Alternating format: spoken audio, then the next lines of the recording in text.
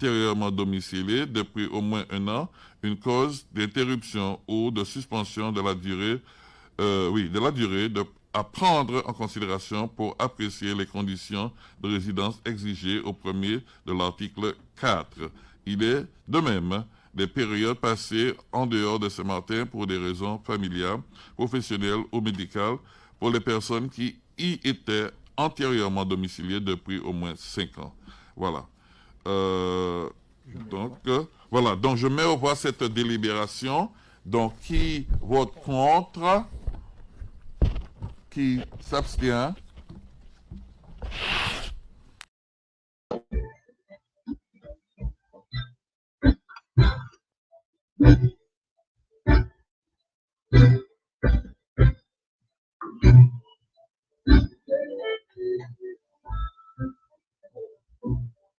Bonsoir à tous, bonsoir à ceux qui nous écoutent dans leur embouteillage, bonsoir à ceux qui nous écoutent chez eux, bonsoir à ceux qui sont chez eux parce qu'aujourd'hui c'est férié, bonsoir à ceux qui travaillent, parce que vous savez, même si c'est férié, il y a des gens qui travaillent, la sécurité, l'hôpital, les autres métiers qui nous servent dans le fonctionnement du territoire. Donc, comme prévu, édition spéciale aujourd'hui à 18h, normalement, ce n'est pas prévu que je sois là, mais vous savez, quand on a des gens qui défendent l'intérêt du territoire, on est obligé de faire des aménagements pour pouvoir les recevoir. Donc, ce soir, je reçois le conseil territorial d'opposition, M. Jules Charville, pour parti. Si je ne me trompe pas, il va me corriger. Donc, on va discuter.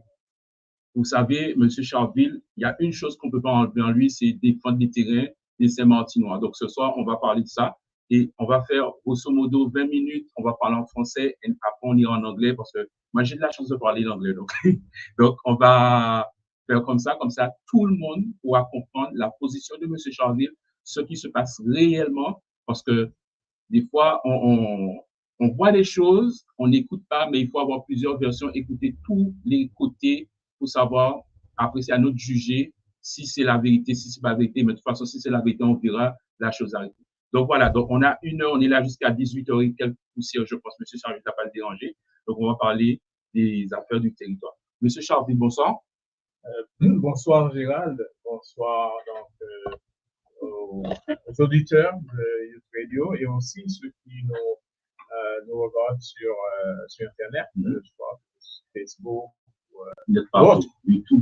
Donc bonsoir et aussi bonjour aussi dans certains cas. Et à certaines personnes déjà, c'est déjà le matin. Monsieur Charvel, comment allez-vous? Parce qu'on sait qu'il y a eu une campagne, on a vu, vous avez une commission, il y a des choses qui sont. Comment allez-vous depuis? Ça fait 2 ans. Je vous ai eu l'année dernière pour 1 an. Ça fait 2 ans. Comment vous sentez? Comment vous allez?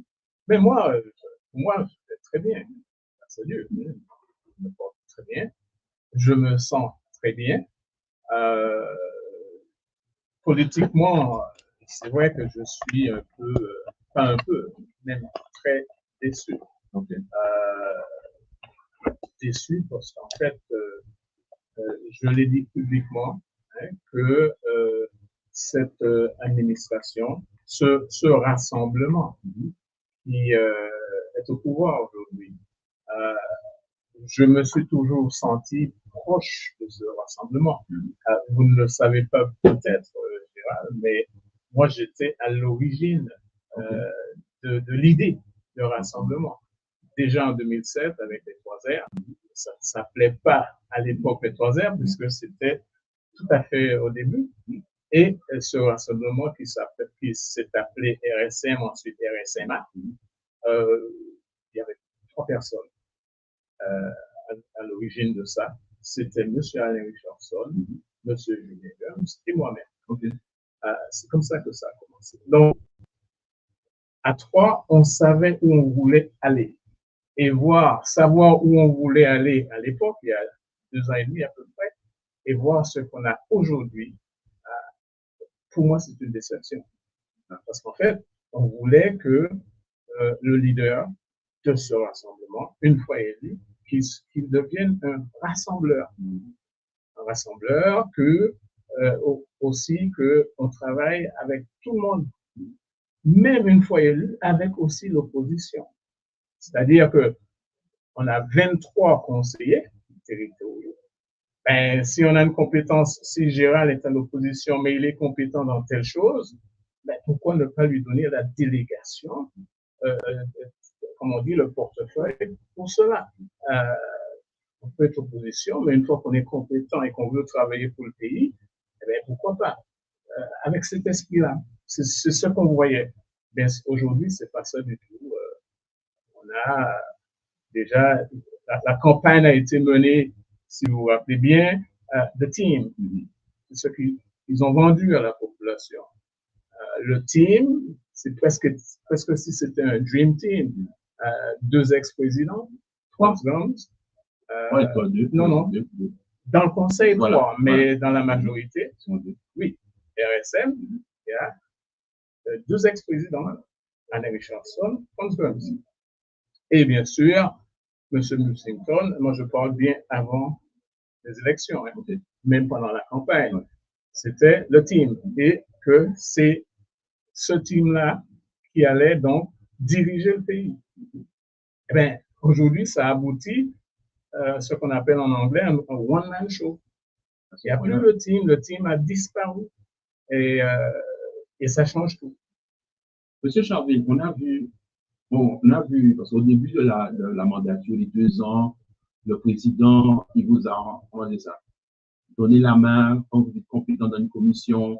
2 ans après, où est la situation de la régularisation des terrains des personnes, quartiers, surtout underground, où en est-on avec ce dossier-là? Parce que la dernière fois, vous m'avez proposé des idées, normalement, c'est à le président. Et aujourd'hui, où en est-on avec ces dossiers de 50 géométrie et de régulariser les terrains des personnes sur le terrain? Bon, alors, cette histoire de donner la main, oui, j'ai entendu le président le dire aussi.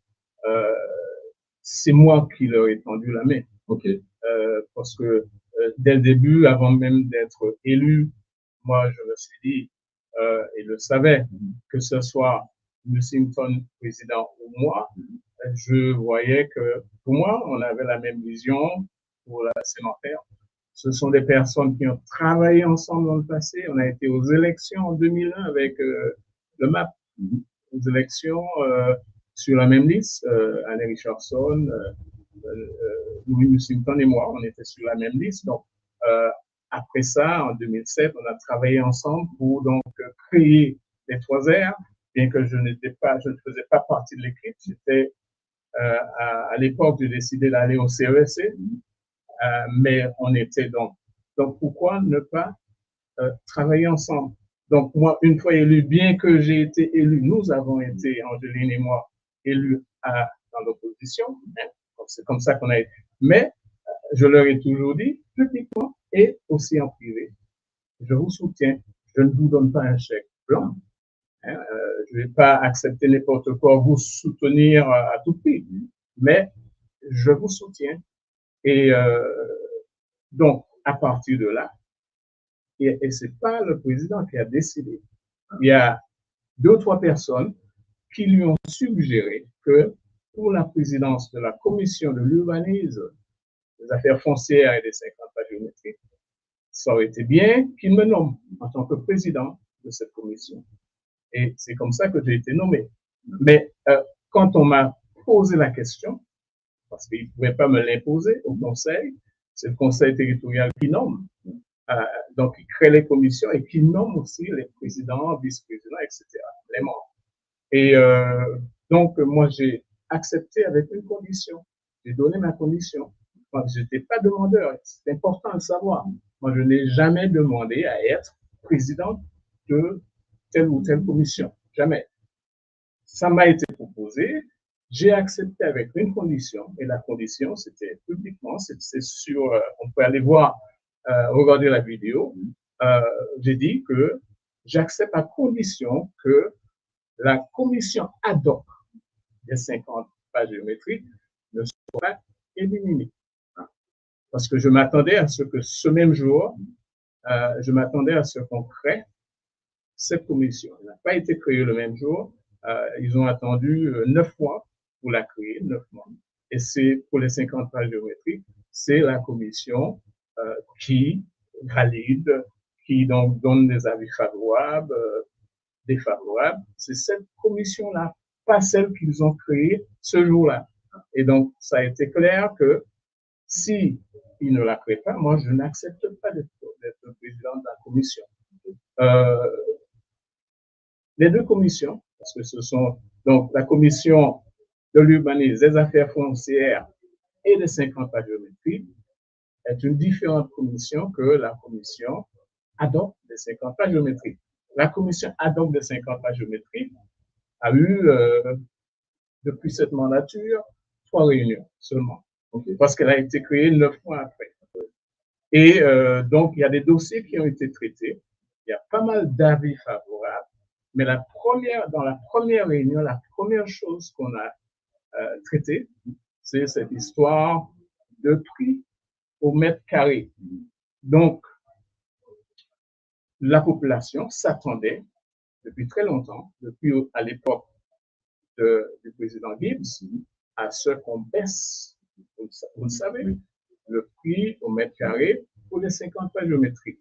Donc, c'est la première chose que moi, j'ai demandé à ce qu'on traite. Il va falloir que le premier point lors du jour pour la première réunion, ça soit le prix au mètre carré pour les 50 pages géométriques. Une décision à l'unanimité a été favorable pour que le prix soit 1 euro au mètre carré. C'était en avril 2023. Nous sommes en mai 2024. Il suffisait. Et aujourd'hui encore, il suffit que le président du conseil territorial prenne une décision, qu'il demande à ses techniciens de préparer une délibération, la proposer donc au conseil territorial pour que ça devienne loi. Okay. Ben, C'est pas si compliqué que ça. c'est ce que l'on croyait. Ben, aujourd'hui, bien que le président ait annoncé en août, ça va bientôt faire un an, oui, publiquement, il a dit que oui, il le fera. Le 1 euro symbolique au mètre carré pour les 50 pages géométriques sera établi. Il a affirmé ça. Et il a dit, vous vous rappelez, que c'est peut-être le préfet qui va s'y opposer. Heureusement que le préfet était présent. Et il a répondu en disant, ne vous en faites pas, c'est une décision politique. Moi, je ne vais pas m'y opposer. Vous vous rappelez? Ben, on attend. Presque un an après. Et aujourd'hui, on sait que le président annonce ou a annoncé que, après tout, non, ça ne sera pas 1 euro symbolique par mètre carré, parce qu'il donne une raison. Hein. Il dit que ce n'est que va penser l'État. Alors qu'il a, voilà un moyen qu'il a pour donc créer des recettes. Donc, en vendant ces terres à un prix autre, hein, mais peut-être le prix habituel. C'était, je crois, là, récemment, c'est de 42 euros, 45 euros par mètre carré. Donc, non, ce ne sera pas 1 euro. Et il a annoncé en janvier que, à la fin du mois de février 2024, il va annoncer le prix. On est en mai? Ben, toujours pas. Il a bien dit en début mars, c'est là qu'il a annoncé, ça ne sera pas 1 euro après tout, 1 euro mètre carré. Et il va annoncer après. Ben, on attend. Bon, il peut annoncer, mais c'est le conseil territorial qui doit prendre une délibération, mais au moins. Et moi, je ne cesse de lui demander publiquement, Monsieur le Président, d'accord, on sait que vous ne voulez pas que ça soit 1 euro, mais c'est quoi? C'est 12, c'est 7, c'est 5, c'est 15.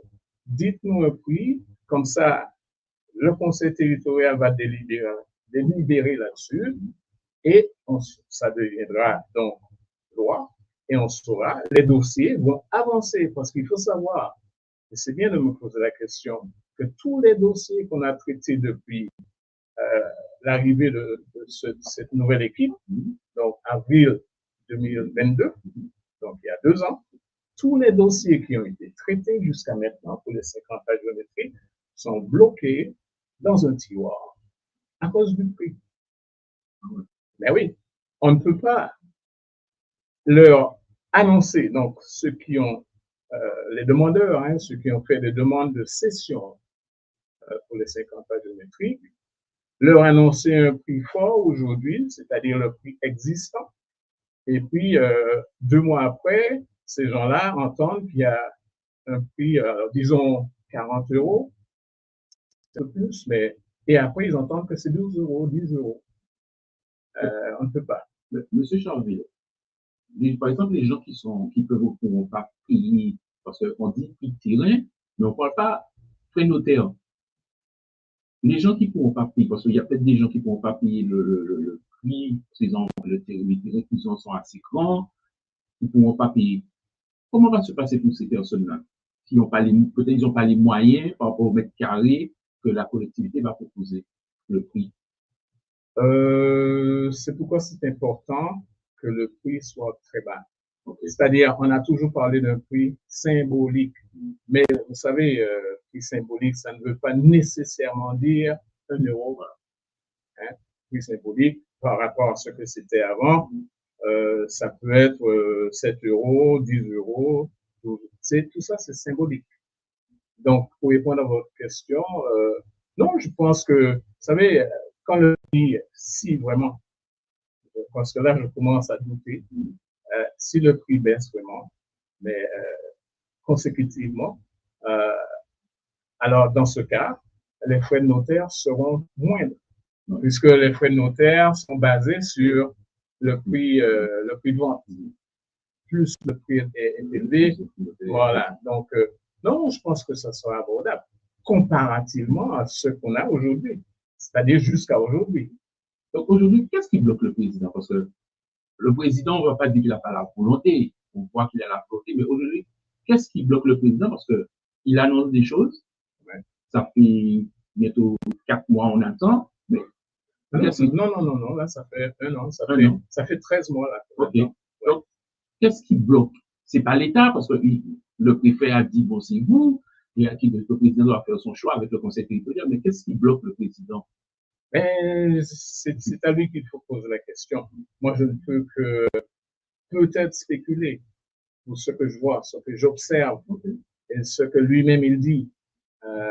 Il a dit, et je me base sur ça, pas dans la dernière, au cours de la dernière réunion du CT, c'était la semaine dernière, donc il y a à peu près 1 mois de ça, et il a dit que en fait, il avait des réunions, donc je ne sais pas avec qui, quelle personne qui était présente dans ces réunions pour discuter du prix et qu'il n'était pas encore arrivé à une décision. Mais ce qui a retenu mon attention, je ne sais pas si vous le savez, mais il y a quelqu'un qui a été envoyé ici par le président Macron. Ce monsieur travaille sous la direction du préfet donc délégué de la collectivité de Saint-Martin, Saint-Barthélemy, Saint-Martin. Et ce monsieur, oui, c'est sûr, je sais que vous suivez bien les actualités. Il y a eu des articles qui ont paru avec un titre disant « Cette personne est venue pour mettre de l'ordre dans le désordre foncier ». Vous avez vu ce titre? Bien, mais cette personne-là, Monsieur le Président a dit que cette personne-là était présente dans les réunions en parlant pour discuter du prix. Alors que pour moi, et ça m'a choqué parce qu'en fait, ce monsieur n'a rien à voir avec le prix par mètre carré pour les 50 pas géométriques. Il est venu parce que, vous vous rappelez du sous-préfet, son nom, celui qui est venu... Au début de la collectivité. C'est lui qui a mis en place sa collectivité, je vois. Non, celui qui est venu, vous savez, après Irma, quand il y avait... Non, il y avait cette histoire de PPRN. Et ensuite, ils ont envoyé un ancien sous-préfet. Il y a une personne qui est venue avec une équipe, mais cette personne a fait partie de cette équipe. Et quand ils ont fini leurs travaux, il y a eu donc un rapport avec des recommandations. Il y en avait 17. Et puisque le monsieur qui est venu là, qui est venu pour 6 mois, je pense qu'il sera ici pour plus que 6 mois. Il y a déjà 6 mois, donc il faut qu'il reste. C'est pas encore. Je savais que 6 mois, c'était rien pour ce qu'il était venu faire. Mais en tout cas, ce monsieur, puisqu'il a fait partie de cette équipe, on lui a dit, mais ce serait bien que vous alliez à Saint-Martin pour les aider à mettre en place ces recommandations. Donc, parmi ces recommandations, il y a, si vous voulez, il y a certains aspects de ces recommandations qui relèvent de la compétence de l'État. Et ce n'est que normal que l'État s'occupe de ces compétences-là. Mais ça a été toujours clair que le prix par mètre carré pour les 50 pages géométriques, c'est notre affaire, nos collectivités, c'est notre compétence. L'État n'a rien à voir dans ça. Alors, pourquoi mêler ce monsieur, pourquoi le faire l'inviter dans les réunions pour discuter du prix par mètre carré? Et ça, c'est lui qui l'a dit, le président. Et ça m'a étonné de savoir que ce monsieur faisait partie ou bien participait à ces réunions de discussion pour le prix par mètre carré pour les 50 pages géométriques, alors qu'il y a une commission. Parce que justement, je venais à ça. Pourquoi le président de la commission n'est pas dans cette réunion? Président ou peut-être des membres de la commission, pourquoi pas. Moi, je ne veux pas dire que ça devrait être moi nécessairement. Soit moi avec des membres ou certains membres de la majorité qui font partie de la commission. Mais non, aucun membre de cette commission, la commission ad hoc des 50 pages géométriques, qui a travaillé sur le prix, qui a fait donc une recommandation, et voilà qu'on discute du prix encore, mais avec des personnes, entre guillemets, étrangères de la com. Donc, il est 18h27, so we're going to hit a long English so everybody can understand what we're talking about because we was in French just now to make sure everybody understand what we say. So we're going to learn English. My guest is Mr. Jules Charville, territorial, conseiller territorial of the collectivité, from the whole party, better known as Julo opposition. Mr. Charville, you see last week, you guys had a meeting, and this meeting was called normally for the Beaupertuis issue with the land, all of the bubble we see going between the president and the administrator.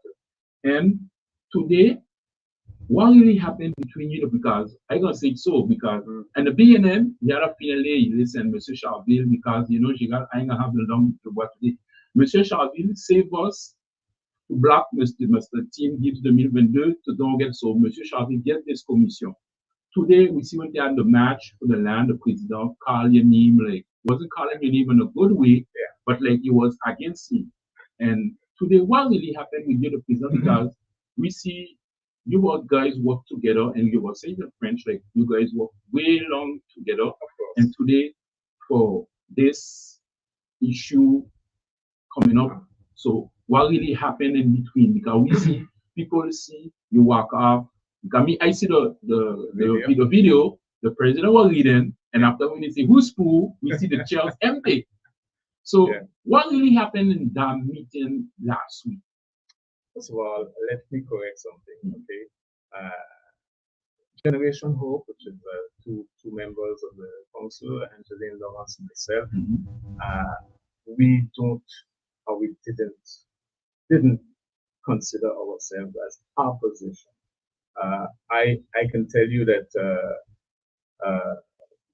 someone in the council who noticed it and mentioned it is Mr. Anne Richardson, first vice president, who said that we got the minority and we got the opposition, meaning to say the two factions, minority and opposition.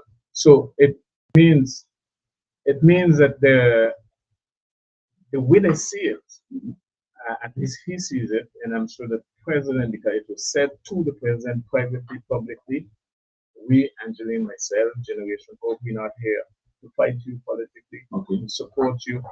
However, though, we're not going to accept anything. We're not going to go along with everything that you come with, but we are supportive to your team. We are sympathetic to your team. We couldn't say it or prove it over and over. Actually, everybody was shocked to see right here in this station, myself campaigning for him as deputy, and when he was, trying to be elected, campaigning for deputy. I campaigned for him. I came here and both of us campaigned together. So real opposition doesn't do that, right? So I'm just saying we have never meant to be. And I was very shocked, you're right, when OMB during this match, the speeches, and I heard the president calling me out.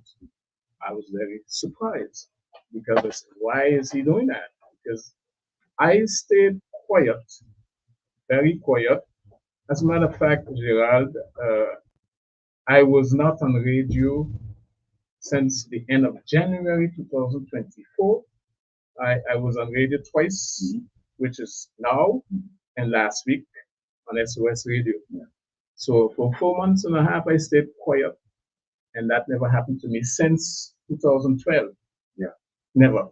I said at least once a month, and then it became once a week because we had our own program. You need to know right here on this station, and it's all because Mr. Team Gibbs and Hope Party was political enemies. We really had it out for 5 years, and that we were opposition to each other. Okay? So Mr. Musselton being elected, not because of him only, but let's say the Rassemblement, and I explain you how I was close to that Rassemblement. We didn't go in afterward, we pulled out, and not only myself, the others, but we were still sympathetic to them. So seeing that, why go and fight him and be on the radio, hitting him? And so we decided together just to stay quiet. And if we have to say something in the council, it would be more something like an advice or explain why we can't go along with this, but in a very friendly manner. And that's the way it's been for the past 2 years. So when the president called me out, because he didn't see me in the match, of course I had my reason why I wasn't there. And I could have gone on the radio, explained, and maybe by doing so, I would convince some people without even telling them not to, just by hearing what I had to say. A lot of people wouldn't go. And I refuse to do that so they don't have to say that, look, I went on radio and look what happened. I kind of discourage people from going, so I didn't say anything. So when he called me up, I said, strange. Here I am going about my own business, more not letting him do his mistakes, because he made some mistakes, and everybody would don't say nothing about those mistakes, and then he called me out. So of course, being a political leader, because we still have our party, we still have our followers, our party is active. So when somebody is calling out the leader of the party and making it sound like you said just now, that this person is not supportive and almost want to make the person look bad, it's only normal that I would go then, come out of my shell, go on radio, and explain why, which I'm going to explain right now, why I didn't go, why I didn't participate. It's very simple. Everybody knows that an administrator was nominated since 1991. There was one before that one. Yeah, he's the second one. This thing is going on from 1970. 1970 is when this whole thing started. So there was the next one. As a matter of fact, I'm not sure, but I could be mistaken, but I think he's the third one. But from 91, he's there. How this man works, he doesn't come and do things on his own. He has to get the blessing or the agreement of a majority of the heirs, which is something like 200 and close to 300. It's a lot. And they're all through the world. You got some in Venezuela, you got some in Curacao, some in Canada, some in Guadeloupe, Martinique, France. I mean, they're all over the place, okay? You got some here. Quite a few here, too. So, when the president went on radio and he started a campaign for people to come and do this match with him, and he started to explain why, I said to myself, no, I can't support that. Why, Gerard? Because it was not based on the truth. Okay? When you say the administrator went behind my back and he did, and then it's like stabbing me in my back, no, I can't support that, because that is not true, was not true.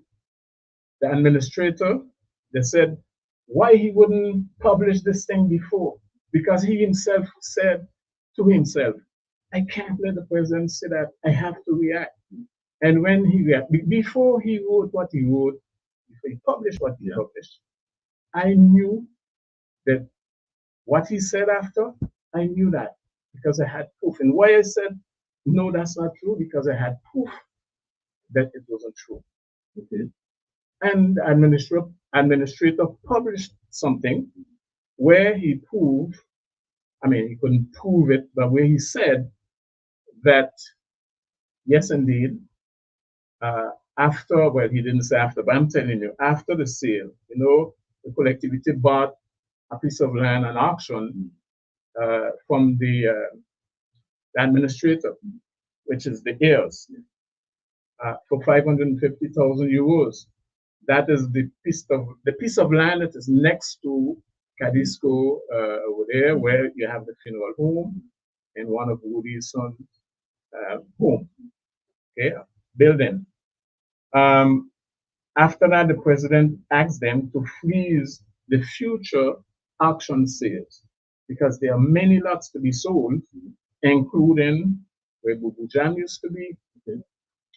Everybody know where El Rancho is, that restaurant, where Mr. Lubo Bertui used to live. Yeah.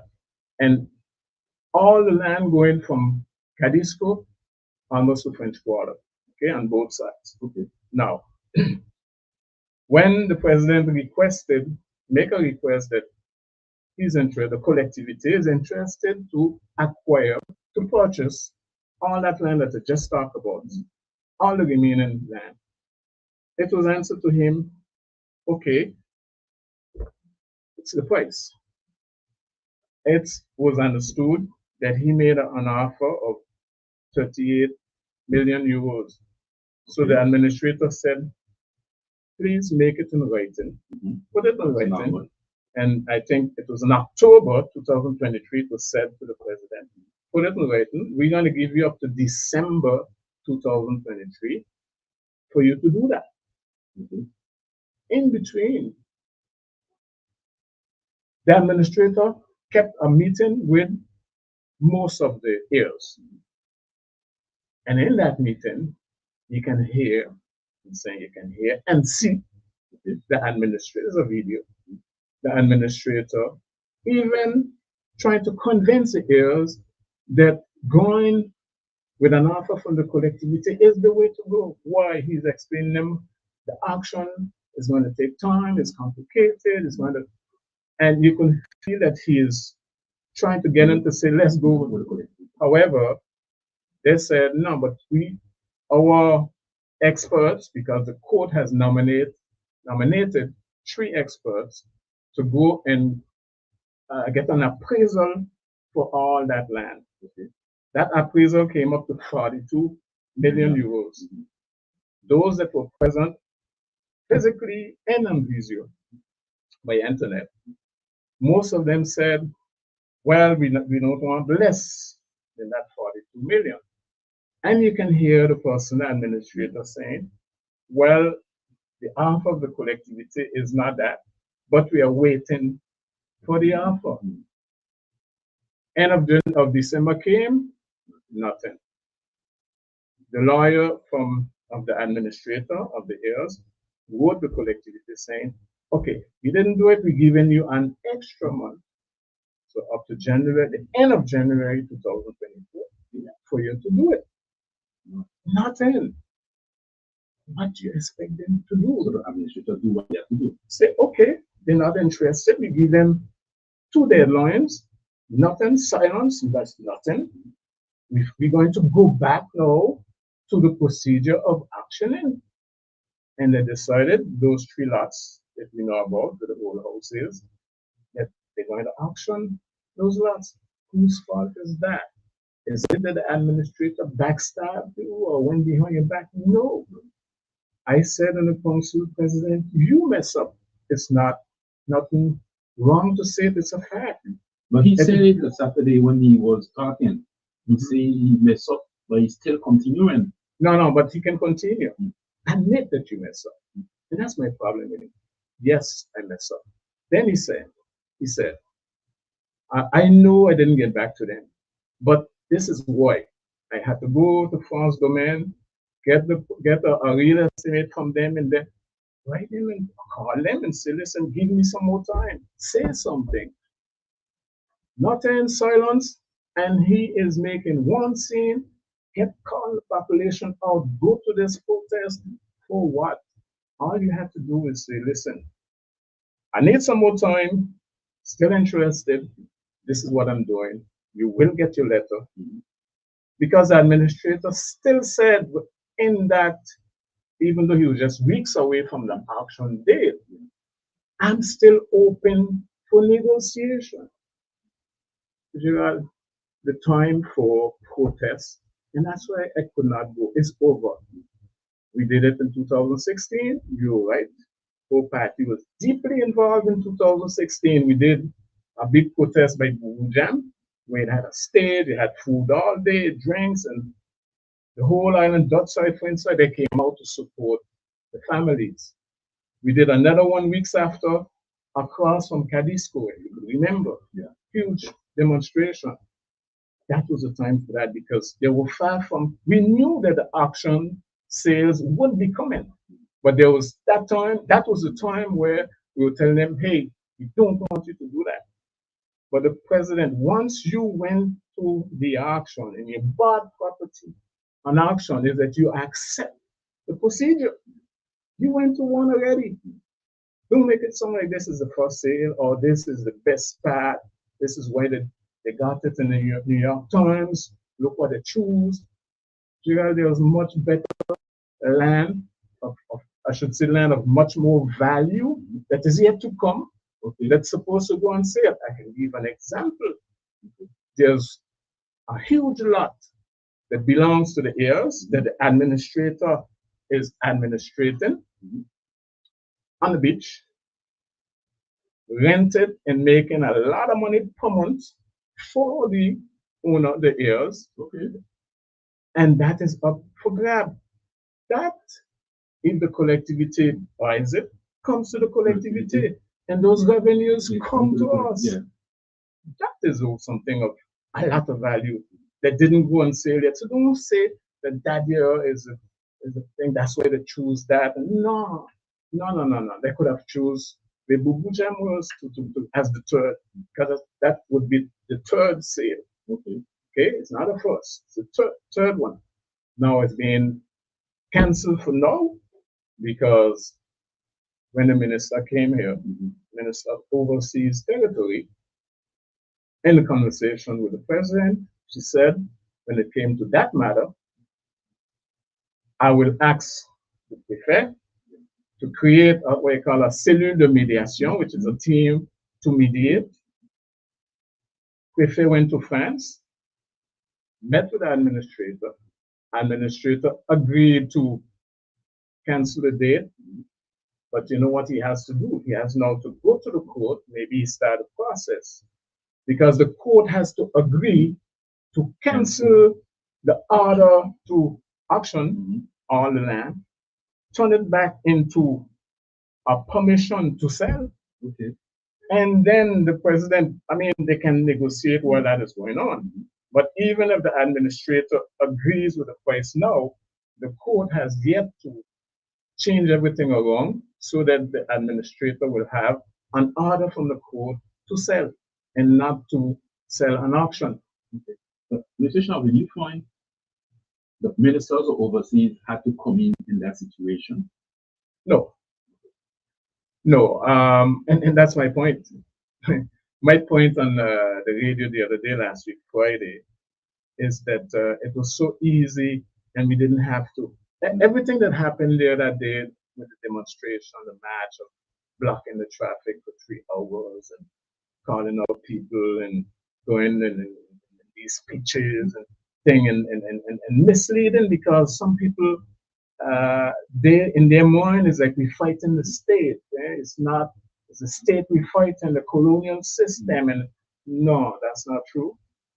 It's a Beaupertuis problem, and we all sympathize with the local Beaupertuis because we don't want them to lose their houses, their land, and even the section, the lot that was sold from Woody Webster, for which he had a title. We still have to fight in a way to see how we can get that back for him. But yes, we still have that battle. But what's happening today, the action for all the other things, that it is about negotiating with the administrator and not going protesting. And still, you end up still have to come to sit down. And a prefect, because a minister come and send the prefect, you could have done it yourself. Yeah. The president, all he had to do, take up his phone and say, and I'm sorry, maybe he don't have to say I mess up. I'm sorry, I just couldn't get back to you. I didn't get back. I know I'm wrong, but hey, we still interested. This is what happened. Can we still, or when can we get back to the table? That's all. But it's good that we are back there, that at least until the court give the order, but I think they will. They will. So it's about setting a new date for the president with his team to go back to the table. So my question, because I asked Daniel Gibson last this week, do the collectivity have money to buy those land? That's my question right now to know. Because we could say that when the negotiator say 32, 30, I don't, because we want funds to come and we evaluate the price. do the collectivity have money to purchase those lands? Answer is no. Okay. And I guess I'm going to say no with a capital N. We don't have the money. However, what's the solution according to the president? And there again, we disagree. And that's what the president don't understand. I have the rights to disagree. Mr. Daniel Gibbs has the rights to disagree with you, with me. Daniel, myself, we almost never agree politically. But that doesn't mean to say that he has to go out and get mad with me and go on the radio. No. If we disagree on something, I disagree. Why, Gerard? We don't have the money, but the president, from quite a few months last year, I think, it's almost 9 months ago, he decided that I'm going to go and talk to this company in what they call Établissement Public Foncier, EPF. Today they changed the name and they're called Terre Caraïbe. This is the new name, okay? That is an organization that is made up with the communes of Guadeloupe, created for the communes of Guadeloupe. There's a tax in each commune that was created, which is like 20 euro per inhabitant, each commune, and that 20 euro goes to finance this entity. So it was created for the communes of Guadeloupe. The president decided he's going to try to become a member. He became a member. So now we in St. Martin, we have to pay 20 euro each person that living here. A new tax will come, or is there already? Maybe they announced it yet. And that money will go to this company because now we are a member. Good. So this company is there to buy land for communes in Guadeloupe and now for us. The danger is the following. They don't maybe won't have the 30. Let's say the administrator, the heirs via the administrator, I prefer to say that because not him that decides, okay, would come and say, okay, guys, we agree in 42 is 40, it's 30, 35, whatever it's going to be, right? We don't have the money. They're going to say, we going to let EPF buy it for us. But when EPF buys it for us, EPF gets a title, Gerard. So it's not like they're buying it and holding it for you, but it's in your name. It's in their name. Good. It is said that they'll hold it for a maximum of 5 years. And after that, we can buy it back from them. Okay? The problem I have is that they're bringing them here not to buy only that. So let's say they buy it for 38. Okay? That's one sale. They get a title for that, 38 million. They get another deal. The other day they was trying to get that same EPF. Collectivity via them. They were trying to acquire La Belle Creole. Okay. The sale price was 38 million. They offered 10 million. Let's say if it did work, 10 plus 38 is in the same year, 2024, 38 plus 10, we buy something else for another 20, another 30, another 5 million. At the end of the year, you're over 100 million or whatever. And in 5 years, we have to find that 100 million to pay. What happens if we don't have the money? It becomes theirs. Good. And then they can sell it to whoever they want. But why the president didn't create the own établissement foncier to purchase land or the maison friche? Why the collective didn't do? We could have done the same thing. That was suggested to them by me. Okay. And of course, they said, yeah, we can do it, but it's going to take time, and we're going to get the money from, and it's all about money and money and money. That's why they brought it. It's money, money, money. Okay. I said, okay, you know what? We can create something. We don't have to call it that. We can create, just like how we, in less than a month, we went to create a SEM to buy AMT, and we found 13 million in less than 3 weeks. Just like this amount. Yeah, that too. Why not, for instance, we can create a new SEM with Samsama in it as a member, with some private investors. We have some people with some serious money here locally. Put them in there, and you got a start, and then you can get money also. This company, really, they get the money from the communes, but they get the money from banks too.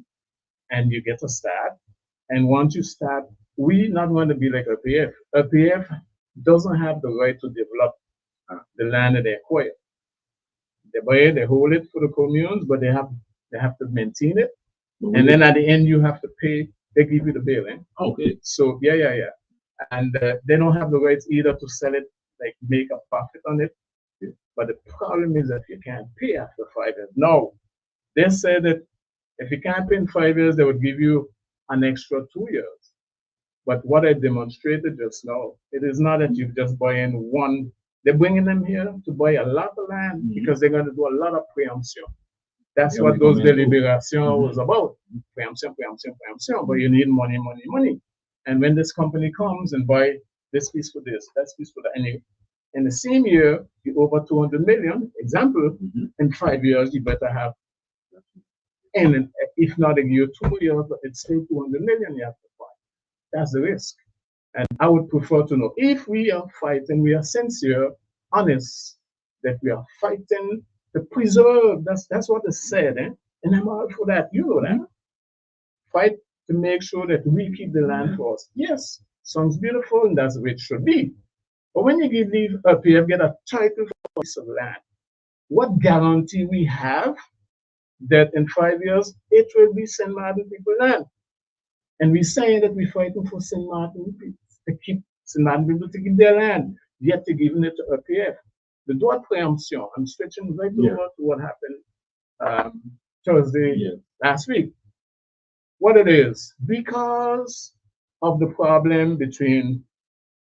false problem between the president and the administrator, the president decided quick to go prepare some deliberations to come to the council specifically to block any sale that would happen via the administrator on auction. But by doing so,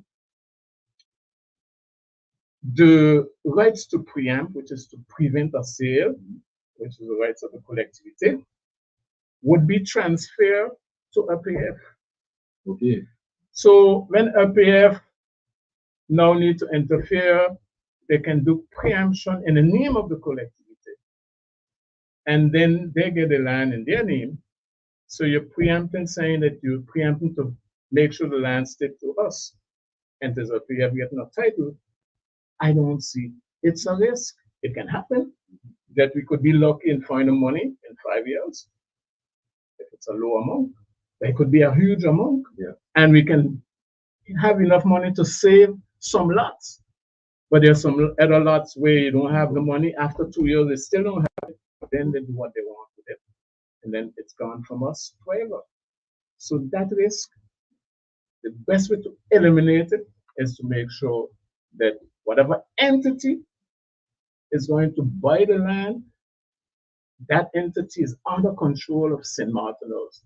Then we're going somewhere, and we can do it. Mr. Sharpie, do you ever sit down with the president, not consulting to you, but sit down like with the president in his office and explain your views about the land to St. Martin people? Because I listen to you, it's just like, sorry what I'm gonna say, just like the president doing his thing in I would say that, like, you don't have the others don't really start, but you see the thing different because when you explain the thing with the PPA, that means in 5 years, imagine half of St. Martin could be bought by the coming from Guadeloupe.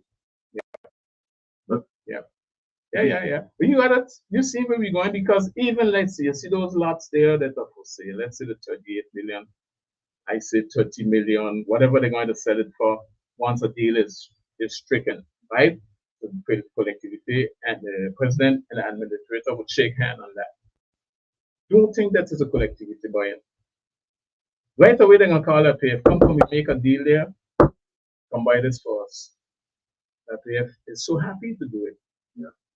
Because don't think that they don't realize the risk that we are taking, and they're rubbing their hand, hoping that we don't make it. I'm sorry, but that's what it is. And because we bragging, hey, we got APF, and APF is going to buy it for us. It's something good. Now, if APF was replacing playing the role of a financial institution, So they're borrowing us the money, or if they're buying it, but it remain, we getting the title. That makes sense. But for them to get a title and then to have to resell to you, and if you don't have the money, then no, no, no, no. What kind of thing is that? But you asked me an important question. I'm not forgetting that you asked that. The problem is, and I don't know why. I really don't know why. The president gave me a mission to be the president of these two commissions, right? And not by rights for it to really function at, at its best, we should be able to talk often, sit down, discuss, like you say. That don't happen, it can't happen.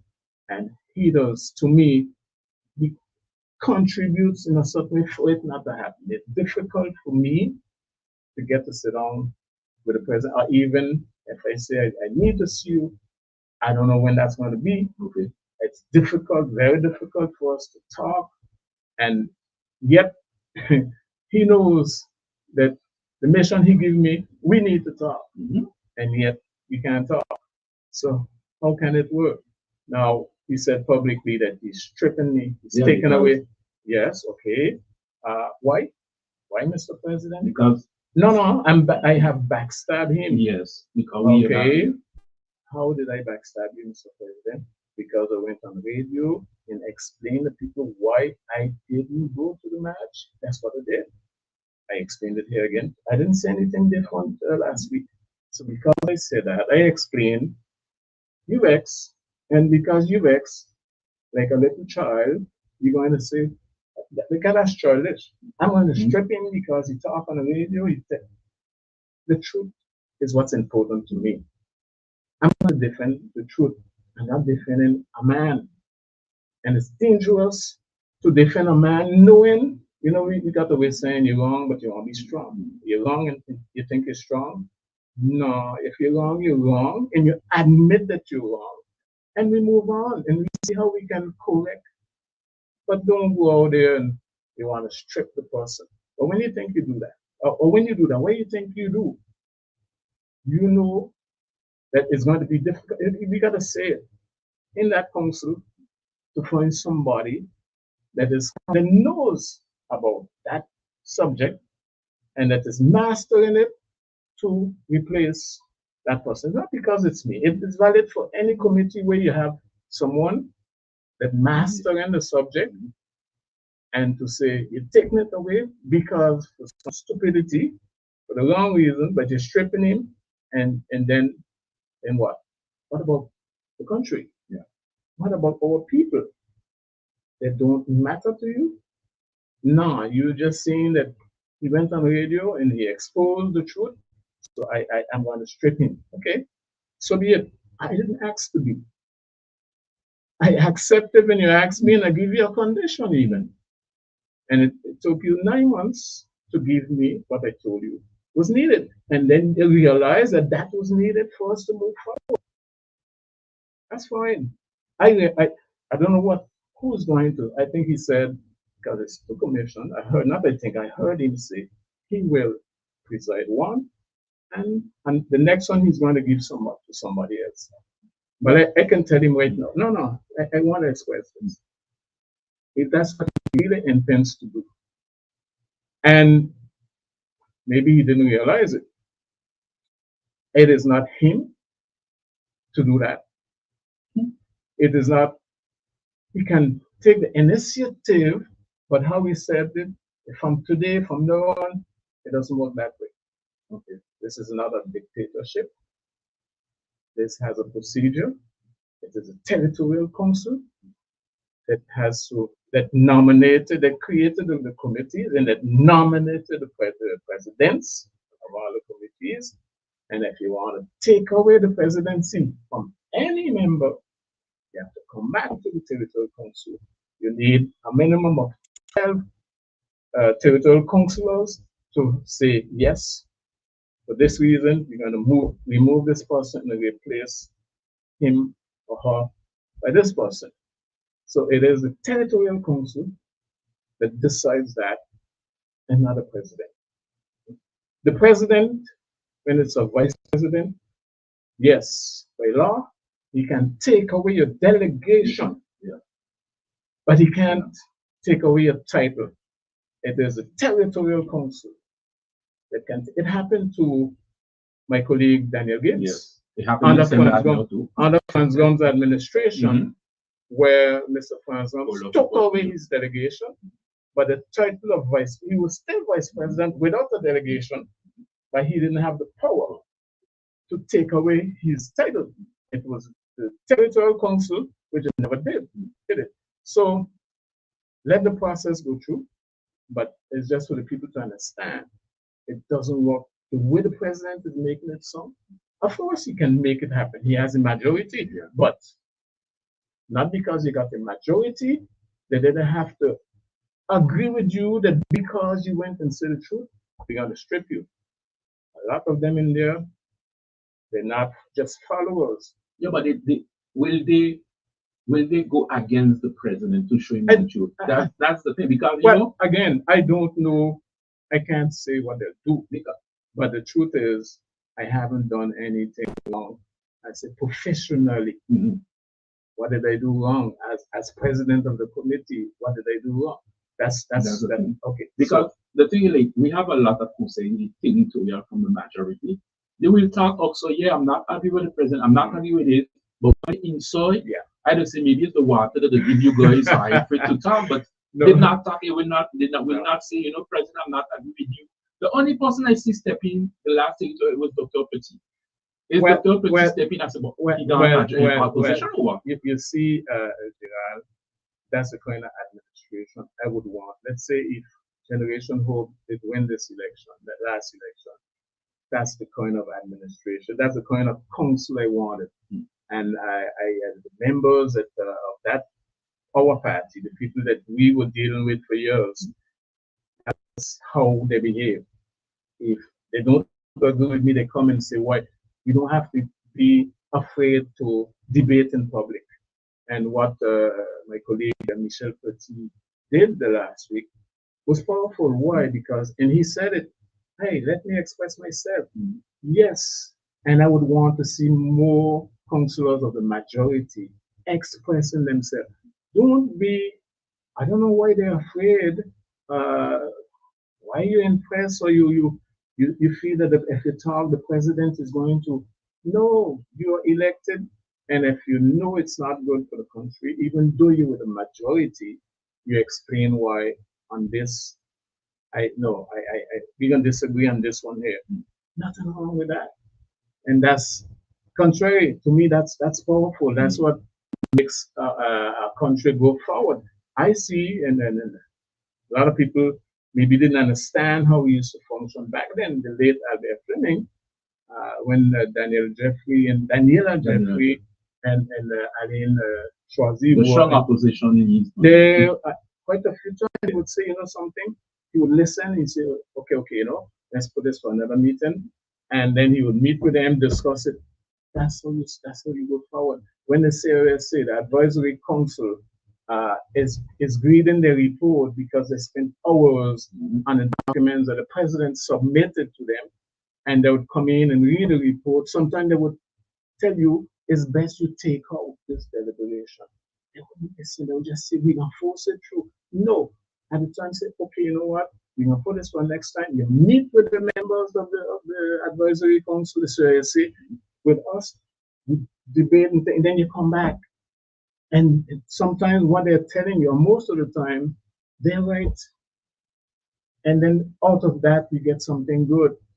Opposition is not always, every time that we say something that we know, it's not always. I listen to often in this administration to Mr. Gibbs or Mr. Philippe Philidor or Marie Dominique, and when I listen to them, sometimes I say, but why they don't understand it? What that person just said, you're right, that point. Listen, we're there to work together. It's not every time you're opposition, say something, they want to shut you up. Why we walk out? Yes, because people like, normally they say like, no, I'm not seeing Mr. Sharpie doing that, but me, I was surprised because I see the president again reading, and after when you put out like empty chairs, why? Because after me, I see, okay, You try to ask him something when he say no, you're not, you cannot talk. The time pass, but I didn't. I surprised the whole opposition decided and Because we don't recognize lately, we don't recognize the president. okay. That's not the Lulu Washington that I knew. Uh, we didn't agree on a lot of things in our, being our position, okay? But we still outside the council when it comes to social affairs, defending the people land, and so you probably see us together, Swadiga United. We work together a lot out there. But in the council, sometimes, but still, it was a different person. But once he, I don't know, for the 2 years now that he's there, lately, because he started out pretty good. Lately, something happening to him is like he's looking down at you, at everybody. Okay. I look at how he spoke to the union the other day. I saw a video. Mhm. I said to myself, nah, don't talk to them like that. These are people that you know. These are people that he fought with. They reminded him.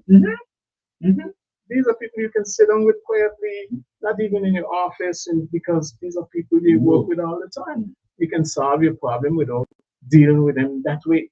Well, the same thing in the council now. I was shocked because in the council I told him what I said here. President, you messed up.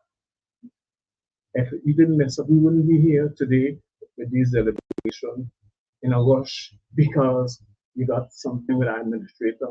You were wrong. He didn't like that. So when it came a time for me to say something, I lift up my hand. He refused to let me talk. I said, it's about, because he wants us to vote. I said, I have a question about this deliberation. Before we vote, no. You're talking, you talk already. He would not let me talk. That is, what kind of behavior is that? So in protest, it's true. That wouldn't be me doing that, but it was so frustrating, not only for me, because others asking questions, they didn't answer them. The attitude that day, maybe he was not conscious of it. Whether it's Mr. Anne, Buddhist or Mo, I can understand he and Daniel how and the Gibbs, they always have, okay, we know that. But Buddhist or Mo asked him a question, didn't answer. Melissa, same thing. So we said, okay, no, enough. If we can't ask a question, if we don't have no say, why sit here and just vote no? In sign of protest, we go in and we walk out. Now, it's just a message to him. Don't do that. Stop it. Well, I hope he understands. Mr. Shelby is 7 p.m. My last question before we go. Where is New Errant? I have to ask. Why you ask it to me so late? Can we go like 5 more minutes? Yes, go. Okay, please, because I need, thank you for asking, because the people need to hear this. Gerald, same thing again. Errant from the very beginning, I told him it's a mistake. Okay. It was very easy to see it was a mistake, but there again, it was not the president's initiative. He didn't come up and say, hey, this is a good idea. Here's an opportunity. No, that's what not happened. That's not what happened. So it was proposed to him. They explained him in a hurry, this is a good deal. And then he went, jump up, quick, prepare something. Another thing, first of all, you don't go into something like that in a rush. You're going to make mistakes. And mistakes happen. In order for this to work, the only way it could have worked is that while they're waiting to get the license to fly, because immediately when they got it, the planes were grounded. And up to now, they're grounded. It was while the plane was grounded that they would be able to operate by leasing planes. It was presented to us in a council, which is what was presented to the court to get the deal. They dress up something, I'm saying they because it wasn't the president. It was a team, and KPMG worked with these 3 persons, give them figures and so, and KPMG in the report say the figures that they're giving them, they can't say that they have no way of verifying that they're real. Right there, so you got a problem.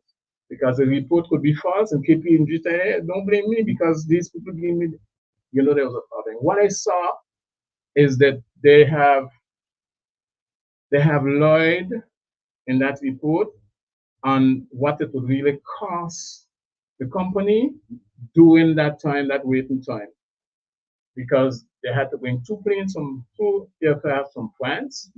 One would be flying between Guadeloupe and Martinique. Another one would be flying between Saint Martin and Guadeloupe. And you had to bring with the planes the pilots. Okay. The company had to put up the pilots, put them somewhere, feed them. The stewardess, same thing. The maintenance team.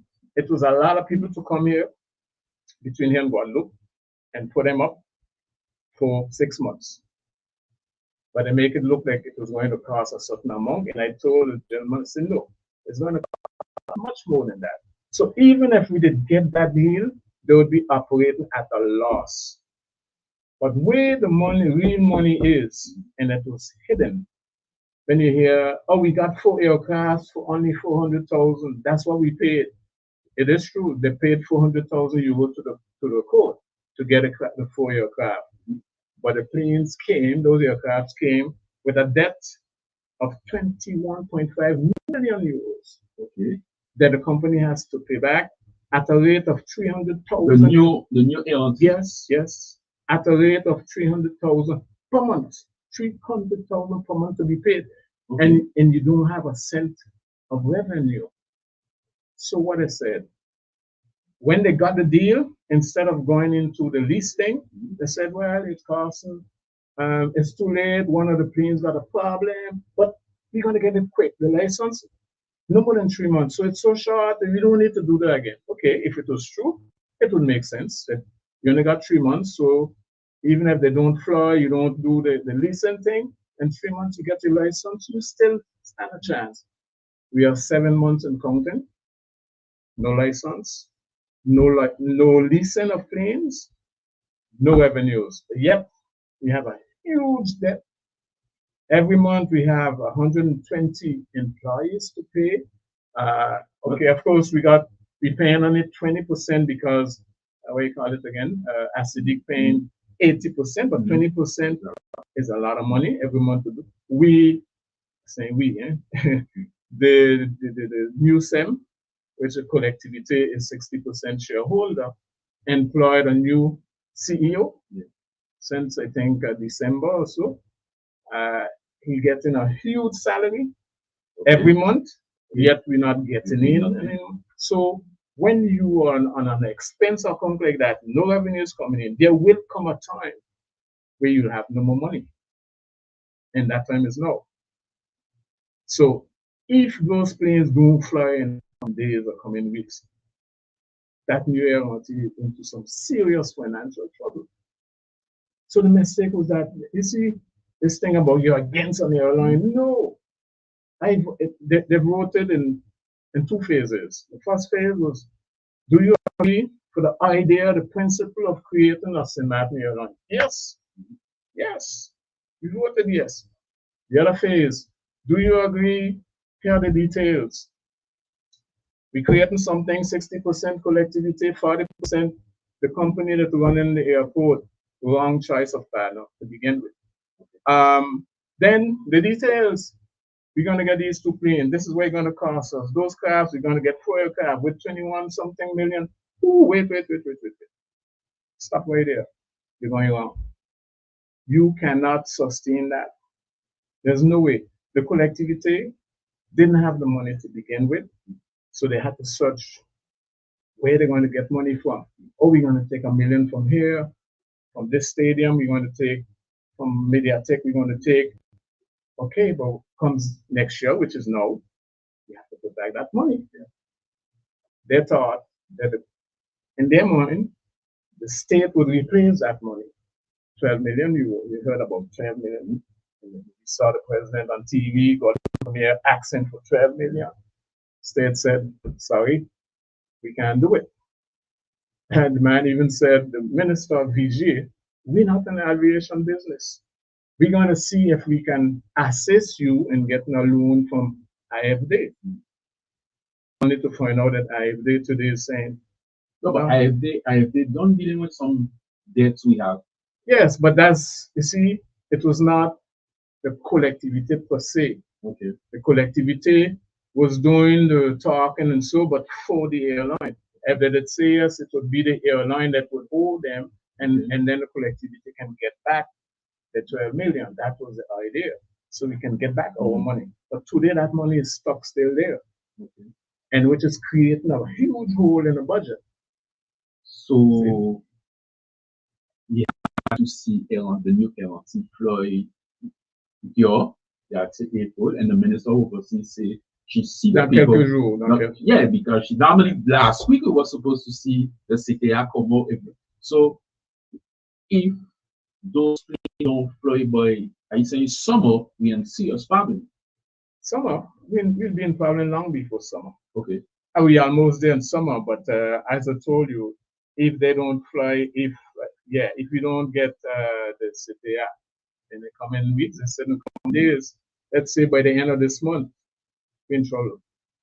But what I'm worried about is not 12 million, it's 13 million that the collectivity put into that. And of course, they're saying that 12 million is reimbursable. True. But when?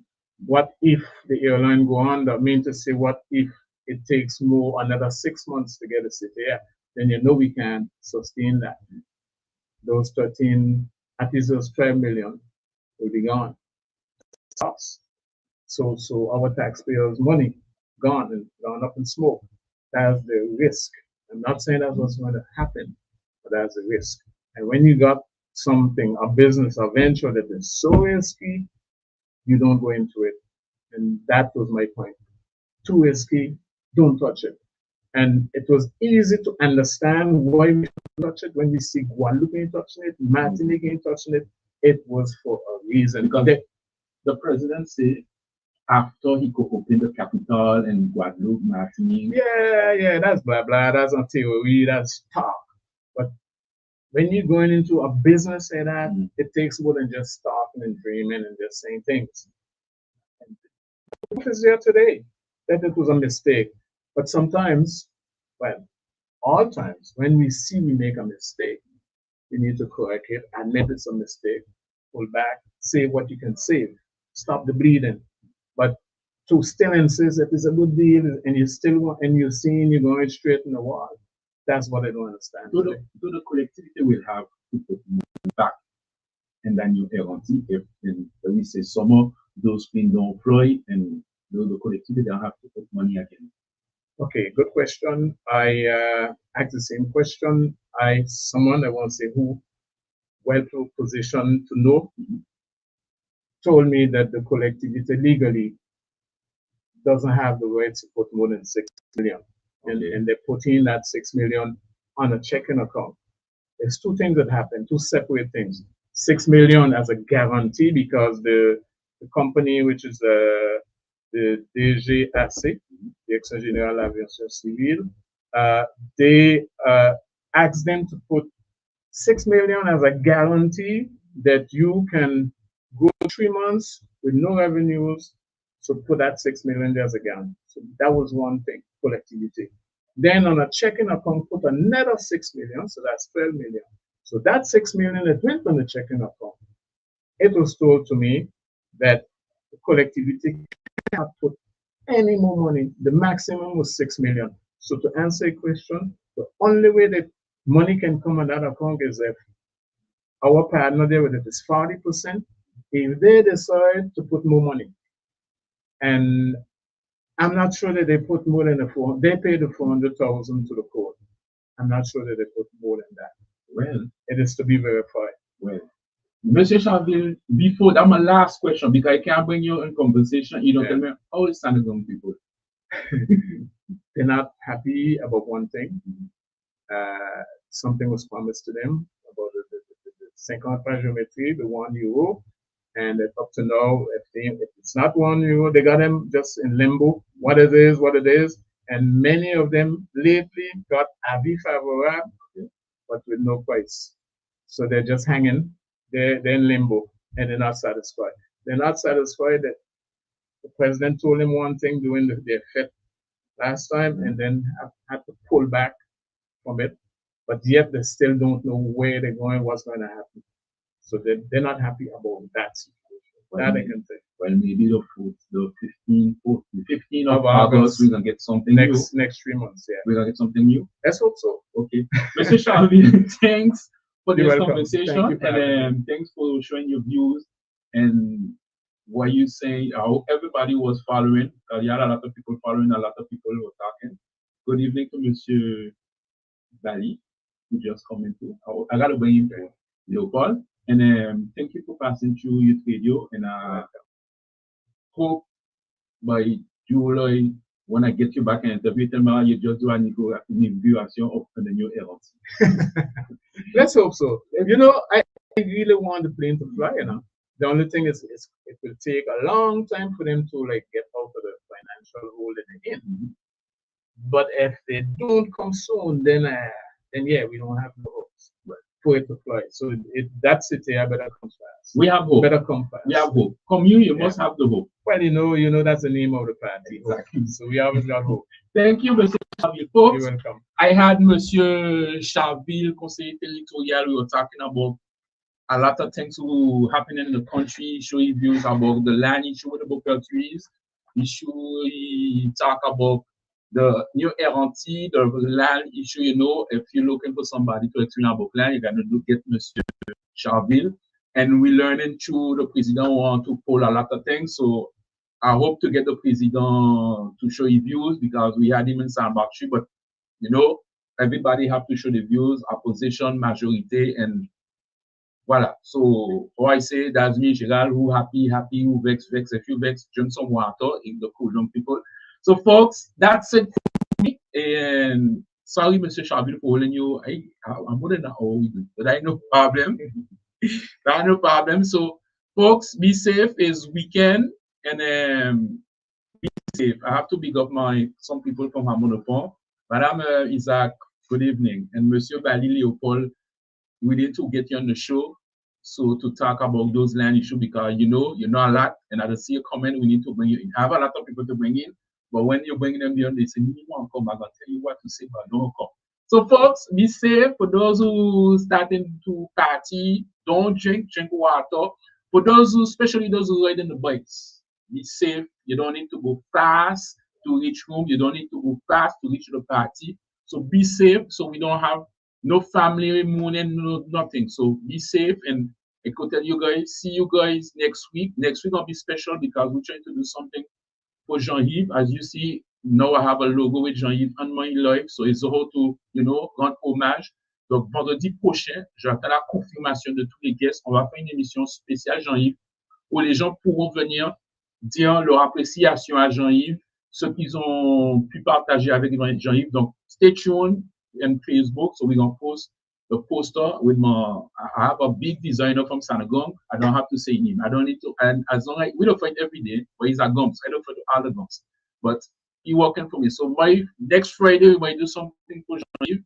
So to put à l'honneur when you want to talk with him, because I always say Jean-Yves wasn't only representing the Haitian community. He wasn't all source, as when you call him Hideo. So folks, be safe, take care of yourself, and see you next week.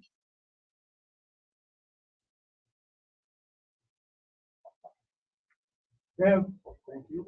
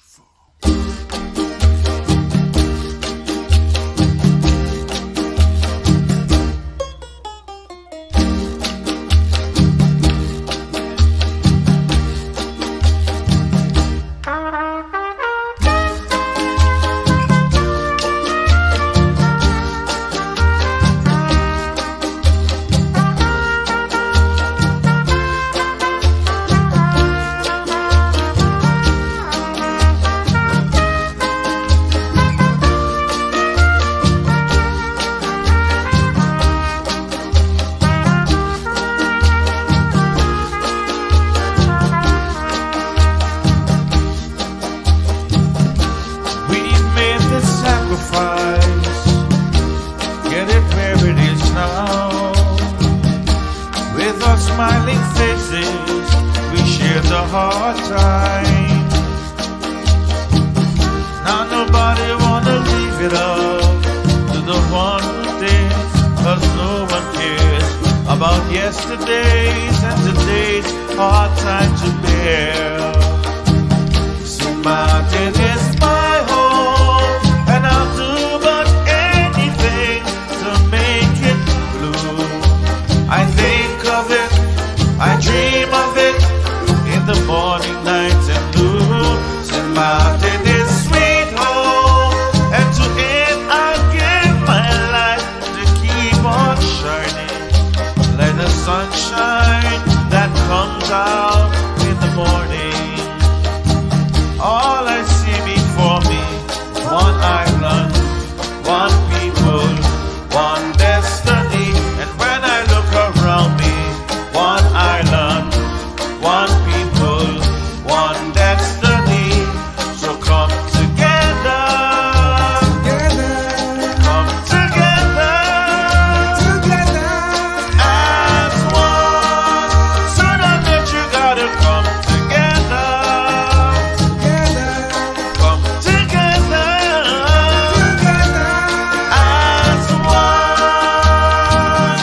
Say, mountain is my home, and I'll do but anything to make it blue.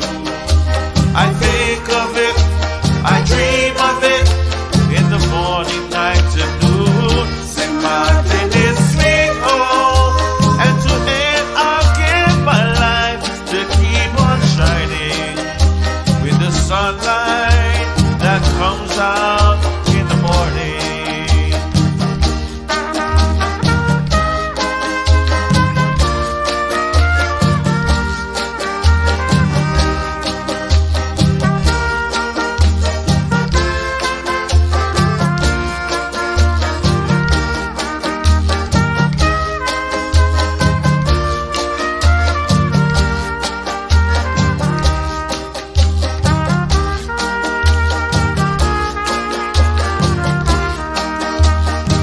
All I see before me is one island, one people, one destiny.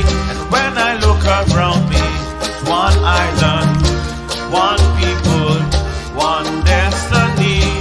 So come together, come together, as one. Sooner that you gotta come together, come together, as one.